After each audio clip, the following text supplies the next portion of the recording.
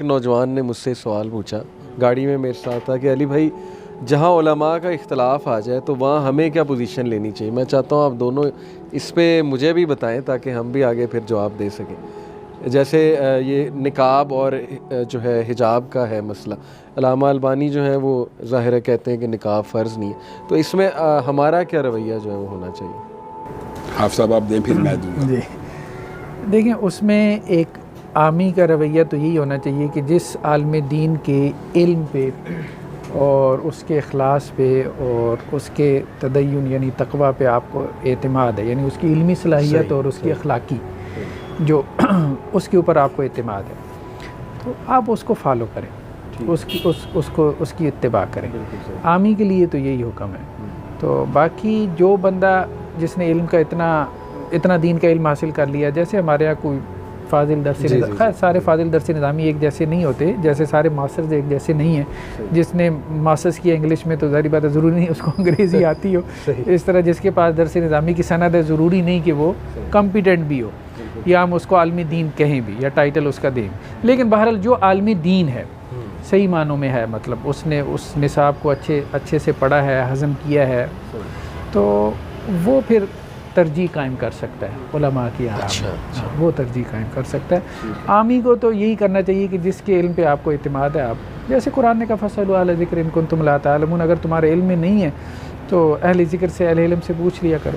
لیکن شدت اختیار کرنا, علی بھائی اس حوالے سے میرا موقف یہ ہے کہ دو عالم دین آپ کو جو مسئلہ بیان کر رہے ہیں وہ یہ تو نہیں کہہ رہے کہ میری پیروی کرو, وہ آپ کو یہ کہہ رہے ہیں کہ ہم نے رسول اللہ کی اس حدیث سے یہ استدلال کیا. دوسرا عالم کہتا ہے میں نے قرآن پاک کی اس آیت سے یہ استدلال کیا.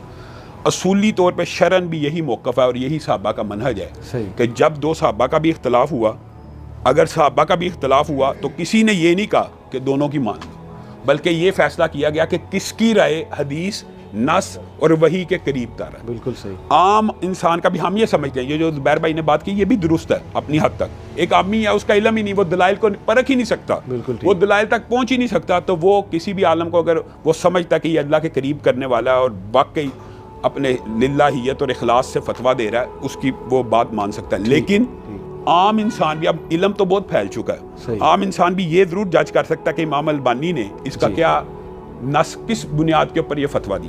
تو جب یہ بات آ جائے نا تو پھر ہمیشہ پیروی کس کی ہوگی؟ دلیل کی. اور اس کی دلائل صحابہ کی زندگی میں اتنے متعدد ہیں کہ آپ حیران رہ جائیں گے کہ صحابہ آپس میں اختلاف کرتے ہیں, اور جب بھی اختلاف ہوتا ہے تو کس کی طرف بات کو پھیر دیا جاتا ہے؟ رسول اللہ صلی اللہ علیہ وسلم کی حدیث آئی ہے تو کسی صحابی نے آ کے یہ نہیں کہا کہ میں رسول اللہ صلی اللہ علیہ وسلم کی حدیث کے بعد بھی اپنے فتوے کے اوپر قائم رہتا ہوں. حضرت عمر نے بے شمار, حضرت عمر کی زندگی میں 20 سے زائد ایسے فتوے ہیں کہ جن کے اوپر انہوں نے اپنی زندگی میں رجوع کیا. کس وجہ سے؟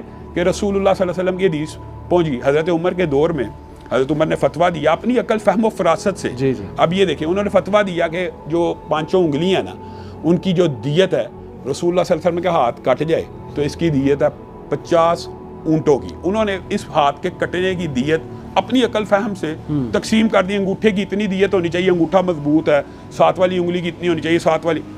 اب عوف بن مالک کو یہ بات پہنچی تو وہ مصر سے چل پڑے اور حضرت عمر کے پاس آ کے کہا آپ نے انگوٹھے کی دیت بڑھائی کیوں ہے, اس والی انگلی کم کیوں کی, چھوٹی انگلی کی آپ نے 6 کر دی ہے, کیسے ہو سکتا ہے؟ انہوں نے کہا قوت و طاقت میں انگوٹھا زیادہ تھا, اس کی میں نے زیادہ رکھ دی. یہ چھوٹی انگلی کم طاقتور تھی, میں نے اس کی 6 رکھ دی. تو اس نے کہا میں نے رسول اللہ صلی اللہ علیہ وسلم سے یہ حدیث سنی اسی مدینہ کے اندر کہ الا ان الاصابع فی دیت سوا, کہ 5 انگلیاں دیت میں برابر ہیں, قوت و طاقت میں برابر تو نہیں ہے. انگوٹھا بہرحال مضبوط ہے باقی انگلیوں سے. تو حضرت عمر اڑ گئے. حضرت عمر نے کہا کہ پورے کا پورا میرا آرڈیننس فتویٰ لکھو اور اس کے نیچے حدیث لکھو عوف بن مالک کی سند سے مجھ تک پہنچی ہے, اور نیچے یہ لکھو کہ عمر کے فتوے کو منسوخ کیا جاتا ہے اور عوف بن مالک نے جو حدیث بیان کیا رسول اللہ کے فتوے کو جاری کیا جاتا ہے. بنیادی طور پہ عامیوں کا بھی یہ رویہ ہونا چاہیے کہ جب حدیث پہنچ جائے. اچھا, پھر دوسری بات جو آپ نے سوال کیا نا, یہ انتہائی اہم ہے. یہی اصل میں منہج کا ایک مسئلہ, اگر لوگوں کو یہ بات سمجھ آ جائے تو شاید بہت زیادہ اصلاح ہو جائے. ہم یہ سمجھتے ہیں جیسے ابھی آپ صاحب نے کہا یہ بات درست ہے, آپ بھی کہہ رہے ہیں امام البانی نے کہا, لیکن امام البانی کا فتویٰ کیا حرف آخر ہے دین میں؟ دین اور شریعت میں کسی امتی کی رائے حرف آخر نہیں ہے. حضرت عثمان ہیں اپنے دفتر میں بیٹھے ہوئے ہیں, ان کے پاس ایک شخص آیا اور آ کے کہنے لگا کہ میں کھیت میں کھڑا تھا ایک آدمی آیا, اس نے کہا تیرے گھر بچہ پیدا ہو گیا, تو میری شادی کو ابھی 6 مہینے گزرے ہیں, میرے گھر میں کیسے بچہ پیدا ہو سکتا ہے؟ صحیح. اب حضرت عثمان قرآن کے قاری نہیں ہیں, قرآن کو جاننے والے نہیں ہیں. حضرت عثمان نے غور و فکر کیا, مشورہ کیا. یہ لمبا چوڑا واقعہ مختصر کر کے رکھتا ہوں تاکہ بات کمپلیٹ ہو. حضرت عثمان نے حکم دیا کہ اس عورت کو رجم کر دیا جائے. اب وہ انہوں کا اعلان کیا جائے بازار میں, عورت کو رجم کیا جائے. اب اتنی دیر میں اعلان جب ہوا, حضرت علی کے کان میں بھی یہ بات پہنچ گئی. حضرت علی آ گئے اور آ کے حضرت عثمان سے کہا کہ آپ نے یہ فتویٰ دیا ہے اور حکم دیا اس عورت کو رجم کرنے کا کہ جس کا 6 مہینے کے بعد بچہ پیدا ہو گیا. حضرت عثمان نے کہا نہ تاریخ میں ملتا 6 مہینے میں بچہ, نہ حساب سے ہو سکتا ہے, ممکن نہیں ہے. تو حضرت علی نے کہا 6 ماہ کا بچہ تو قرآن پاک میں ہے. تو کیا حضرت عثمان اور ان کے مشیروں نے کسی نے یہ کہا علی کو کہ تو قرآن زیادہ جانتا ہے عثمان سے؟ یہ رویہ نہیں ہونا چاہیے. آپ اور میرا بھی نہیں ہونا چاہیے. یار آپ علامہ البانی سے بڑے عالم ہیں, صحیح, آپ فلانے عالم سے بڑے عالم, یہ رویہ درست جب حدیث آ جائے تو نہیں. آپ ان کی دلائل دیکھیں. امام البانی کی دلیل پہ آپ کو شرح صدر ہو رہا ہے تو ٹھیک ہے. حضرت عثمان کہنے لگے, یہ بھی کہا میں نے بھی قرآن پڑھا ہے, مجھے بتاؤ کہاں پہ ہے دلیل. تو حضرت علی نے قرآن پاک کی ایک آیت پڑھی, وَحَمْلُهُ وَفِصَالُهُ 30 شَهْرًا, کہ حمل اور فصال کی ٹوٹل مدت 30 ماہ ہے. حضرت عثمان نے کہا ٹھیک ہے, یہاں پہ تو 30 ماہ موجود ہے, اب 6 ماہ کا بچہ یہاں سے کیسے ثابت ہوتا ہے؟ حضرت علی نے دوسری جگہ سے قرآن پڑھا اور یہ صحیح اثر سے ثابت ہے, بہقی میں بھی موجود ہے, دیگر کتابوں میں بھی, اور یہ اثر بھی صحیح ہے. حضرت علی نے کہا دوسری جگہ قرآن پاک میں موجود ہے, وَالْوَالِدَاتُ يُرْضِعْنَ أَوْلَادَهُنَّ حَوْلَيْنِ كَامِلَيْنِ لِمَنْ أَرَادَ أَن يُتِمَّ الرَّضَاعَةَ, کہ جو پوری مدت ارضاعت کرنا چاہتی ہے 2 سال پورے پلائے. اب 30 ماہ میں سے 2 سال نکالے جائیں 24 ماہ تو 6 ماہ ہی بچتے ہیں.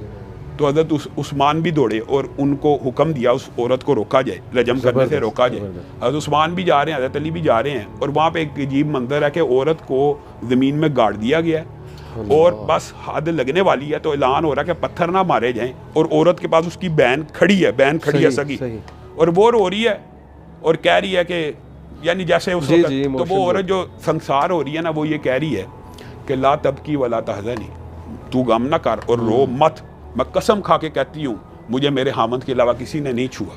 تو حضرت عثمان کی آنکھوں سے آنسو آ گئے, کہتا ہے یہ عورت نے سچ کہا. اور علی یہ دیکھیں, اب یہ کبھی صحابہ نے یہ کہا ہے کہ یار میں خلیفۃ المسلمین ہے یا عثمان خلیفۃ المسلمین ہے, علی کی رائے کو کیسے قبول کی؟ اس طرح کے متعدد واقعات ہیں. حضرت عمر کی اپنی زندگی کے اندر بھی اسی ملتا جلتا ایک واقعہ معاذ بن جبل کا, سیم اسی طرح کا واقعہ ہے کہ ایک آدمی آیا 2 سال بعد اپنے گھر, اور اس نے آ کے کہا میری عورت کہتی ہے کہ میں حاملہ ہوں اور بچہ بھی تیرا ہی ہے. تو حضرت عمر نے اس کو بھی حکم دیا کہ اس کو رجم کر دیا جائے. تو معاذ ابن جبل آئے اور انہوں نے کہا آپ کس طرح حکم دیتے ہیں اس کو رجم کرنے کا, اس کے پیٹ میں ایک بچہ ہے. تو رسول اللہ صلی اللہ علیہ وسلم نے مجرم کو رجم کرنے کا حکم دیا, اس بچے کا کیا قصور ہے؟ وہ بچہ آپ رجم, آپ کو یہ اختیار نہیں ہے آپ اس بچے کو قتل کریں. تو حضرت عمر رک گئے.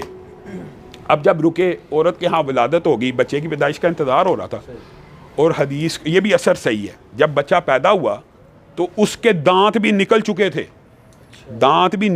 تھے, اور اس کے باپ نے کہا اللہ کی قسم یہ میرا ہی بچہ ہے, اتنی شکل مل رہی تھی. سبحان اللہ. تو حضرت عمر نے اس وقت یہ الفاظ کہے تھے لولا معاذ, اگر معاذ نہ ہوتا تو عمر ہلاک ہو جاتا. اس کا مطلب یہ ہے کہ جب دلیل آ جائے شریعت کی, حضرت عمر نے یہ نہیں کہا میں بڑا عالم دین ہوں یا